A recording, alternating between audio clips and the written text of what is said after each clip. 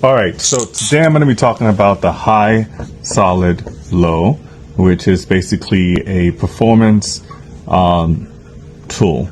The goal of the high, solid, low is to basically assess where your team is, like who are the high performers, the solid performers, and the low performers on your team.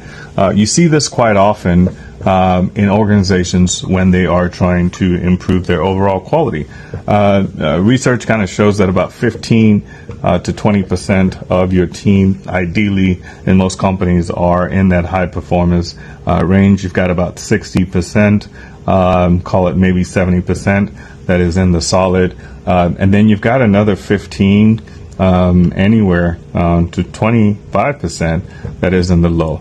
This is where you spend, unfortunately, most time is spent here.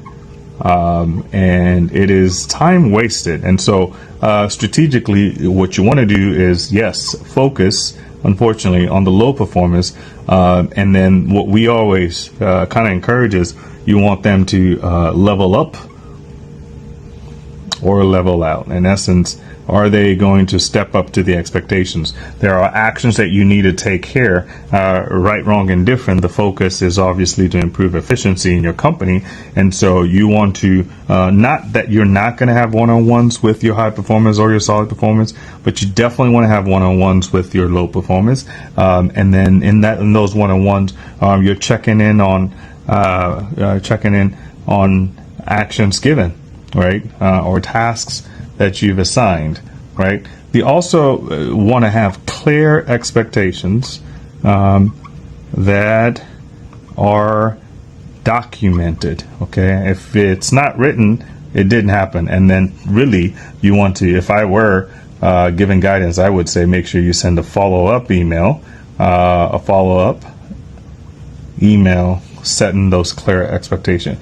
And the other thing I'd like for you to do is make sure you are ethical, right?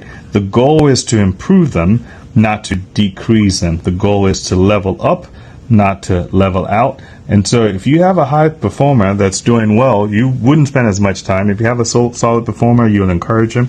But low performers, typically in organization, you find that folks are trying to push them out. Well, if you improve your high performers, if you improve your low performers, they become solid performers. And then, same thing on and on. Regardless, you're almost going to have these. But if you spend time improving your low performers, your overall performance as an organization ends up being favorable. Thanks for listening.